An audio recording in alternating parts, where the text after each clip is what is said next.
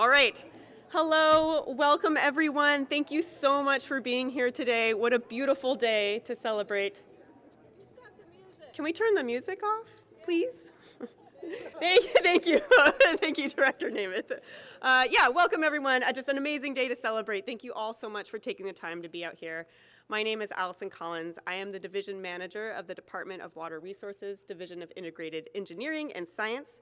We are so happy to be here today to celebrate completion and the beginning of operations of the Yolo Bypass Salmonid Habitat Restoration and Fish Passage Project.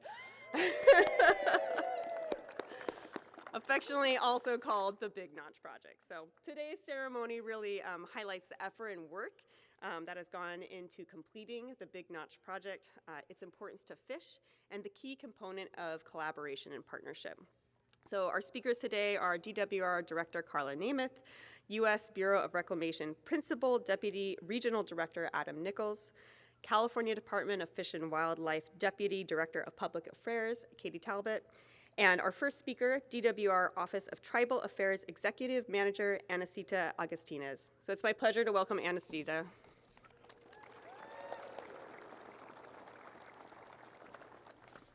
Good morning. So with permission from the Yochadehi Wintu Nation, it's my privilege to share these words. For thousands of years, this land has been the home of the Patwin people. Today, there are 3 federally recognized Patwin tribes: Cachaldiji Band of Wintun Indians of the Calusa Indian Community, Tletzeldihi Wintu Nation, and Yochadehi Wintu Nation. Patwin ancestors lived in villages spread across territory that spans from Sonoma Valley in the west to the Sacramento River in the east, and just south of Clear Lake in the north to San Pablo Bay in the south. Our people traveled among these villages for ceremonies and for trade. Footpaths left by these journeys laid the foundation for some of our modern roads, such as California State Route 16, which is now the main road along Cache Creek. This land was rich in animal and plant resources. Tule elk and antelope grazed in abundance. Salmon ran the rivers, and oaks groves dotted grasslands. Subsistence was based on hunting and fishing, as well as the gathering of acorns, clover, wild oats, manzanita berries, and other native plants. We maintained this healthy environment with controlled burns, which stimulated new green grass for herds and produced more seeds of native grasses and wildflowers for collection to eat.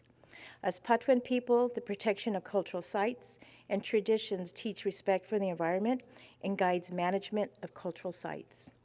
On behalf of the Department of Water Resources, I wish to acknowledge the partnership that the Department of Water Resources has established with Yochadehi Wintu Nation and their Cultural Resources Department.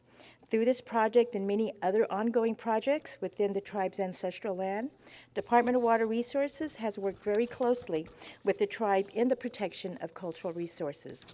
The Patwin people have remained committed to the stewardship of this land for over many centuries. It has been cherished and protected, and now the tribe looks forward to the success of projects such as this and many other projects the tribe is monitoring. I know I speak not only for the Department of Water Resources, but for each of us, state and federal. We are honored and grateful to be here today on the traditional Patwin lands of the Yochadehi Wintu Nation and to be guided through indigenous knowledge and the continued protection of these lands and sacred waters. The Big Notch Project represents a partnership between Yochadehi Wintu Nation, the Department of Water Resources, the Bureau of Reclamation, for the protection of resources important to tribal culture. One of the most cherished resources of any community is the preservation of language. The preservation of language is at the heart of Patwin culture and is a priority of the tribe. We are proud to share in the protection of cultural resources, including the language of the Patwin people, to describe the animals and plants and other ceremonial spirit guides in the interpretive panel that has reflected this commitment to our partnerships. So thank you very much. Ahehe.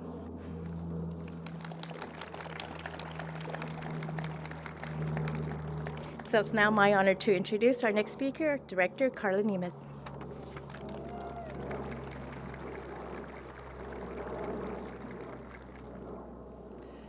Thank you, Anacita. You always remind me that the learning continues, and it's very humbling, so thank you. And thank you to all of you for joining us this morning. I don't think the world could have scripted a more beautiful morning to be out here together. I'm Carla Namath. I'm the director of the Department of Water Resources. This project has been such a long time coming. And this is my favorite kind of elation. It's elation that's mixed with maybe a little bit of fatigue, a little giddiness that comes with that. But it's because so many people had to lean in and not get discouraged and decide to talk to one another when it, our tradition would have been to argue about things for even longer. And we just kept at it and kept at it and kept at it. And so many of us, even before this project started in a real way in 2009, ideas like this have been around for a long time, and it's been very difficult for us as human beings and organizations to embrace them and get them done. But the world is really telling us, every day, every season, that the time is now. It's not too late. It's not too late if we give our fish and wildlife species some room to do what they adapt and do. And that's why it's so exciting to be here today. It's not hyperbole when I say that this is a moment to be encouraged by a new way of managing water in California that we have to do a lot more of, not just down here in the bypass, but much bigger plans to do this kind of work on the landscape scale. And so all of you, I think, I hope you feel special that you were able to be part of this and participate in it, because when we are more successful in those other locations, you also get to say, I know what that was like, and you can help. You can help with all of our partners that it's going to take to bring this kind of management further up in our system. I want to thank and acknowledge a few folks here, and you're going to hear from a few of them themselves. But our primary partner in this endeavor has been the U.S. Bureau of Reclamation. They've provided significant funding and collaboration. National Marine Fisheries Service has provided deep expertise over the years on salmon and sturgeon recovery. And I also want to acknowledge particular people in leadership roles like the Central Valley Flood Protection Board President Jane Dolan is here, really making sure that we all know we got to protect people. It couldn't be plainer than that. Simple no, but plain yes. So thank you, Jane. The state water contractors who provided a significant amount of expertise and support over the years. Manny Bahia is here. Also, Yolo County Board of Supervisors. We always need to reflect on the local governments with which we are trying to work. And today we're joined by Supervisors Angel Barajas and Sheila Allen. So there you are. Thank you. And then State Assembly Member James Gallagher's office is represented here by Isabella Morgan. And then finally, but certainly not lastly, because it really does come down to our landowner partners, David Taveldi and the Taveldi Family Farms. Thank you. Thank you for having a vision, joining us in our vision, and enabling us to get this done. Allison said yes. She gave us this really long name, so it's a lot easier to call it Big Notch. I think that's going to stick, even though maybe we can come up with something better. But I have a sense that that's going to stick. But essentially what this project is we've moved about 180,000 cubic yards of earth and concrete from the Fremont Weir and the adjacent area to build what you see behind me.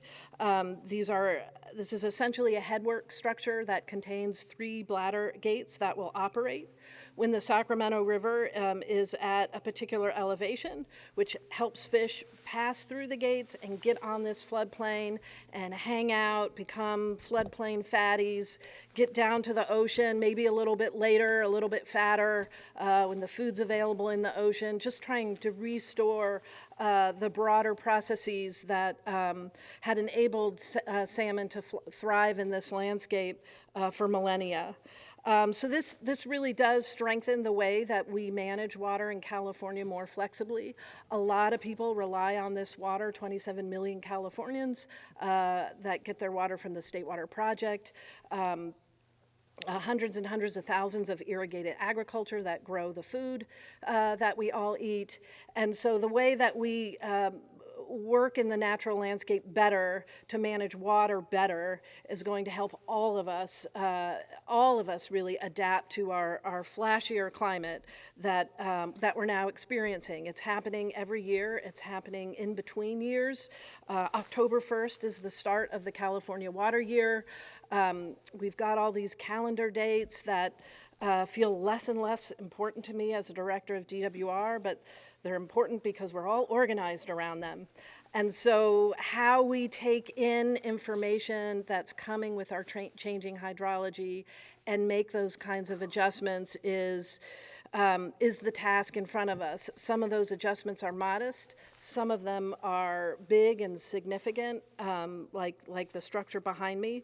But all of it is going to help California be more resilient in the face of climate, not just for people and all people, our tribal partners, our folks who don't have reliable water supplies, but also the environment. And that's what's exciting about working at DWR is a new opportunity to make our infrastructure work better and really learn from our past. And there couldn't be a project I'm prouder of than this one. So I'm going to introduce our next speaker, but I do want to remind you that it is all about the people. So many people here today, a lot of blood, sweat, and tears into getting this done. Maybe a few fists on the table over the years. And so let's take it, let's run with it, and let's show our partners in other parts of California and the Sacramento Valley what we can do. And I'm really looking forward to it. So without further ado, I'm going to introduce Adam Nichols. Long title, but I know him essentially as the regional director for reclamation. So welcome, Adam, and thank you for being here.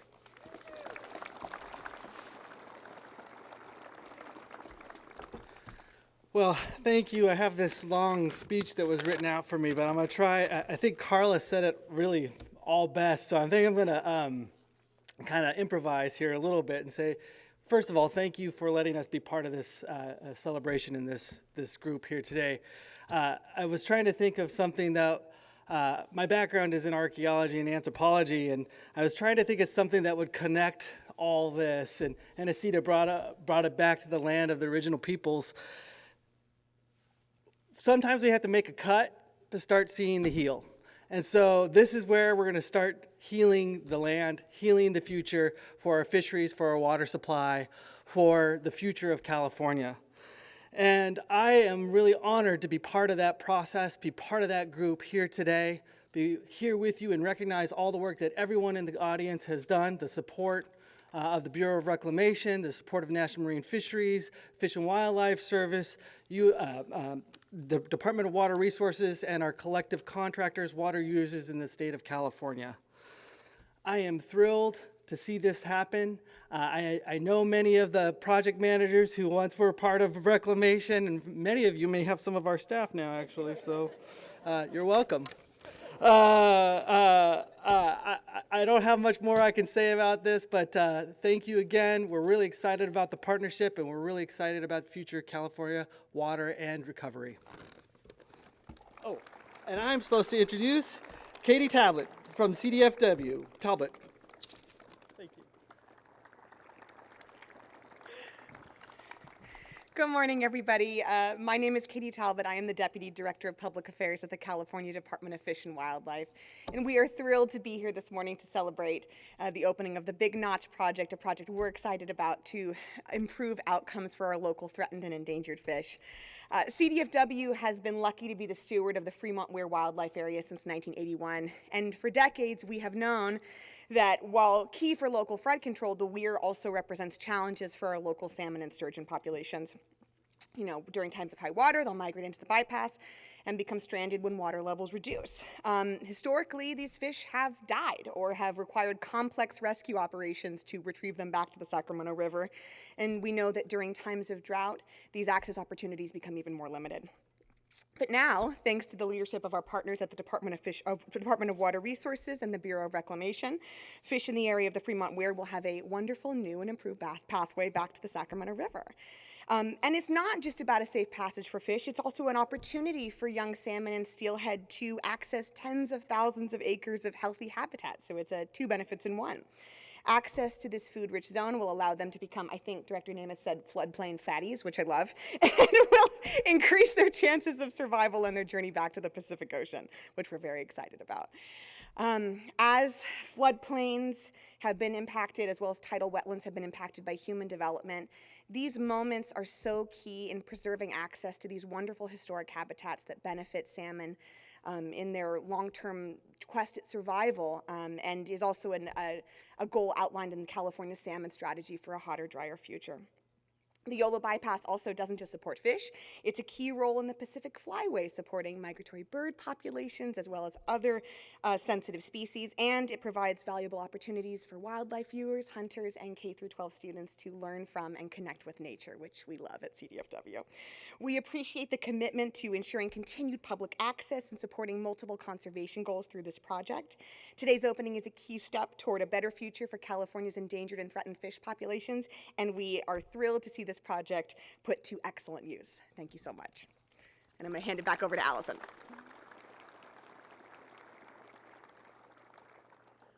Thank you so much to all of our speakers today. Again, thank you everyone for coming. We are going to cut the ribbon for the facility. A quick safety note, if you are standing on the riprap, it does move. So if you could move onto the concrete or a stable surface, we want to make sure we're all staying safe here today. But with that, we are going to cut the ribbon for this facility. If the ribbon cutters can please carefully make their way up to the concrete. After the ribbon is cut, if you would like to see the gate open, you can get a guided tour up on the headwork structure here to actually see the gate open. There'll also be guided tours of the program control building and the pedestrian bridge. So thank you everyone again for coming today.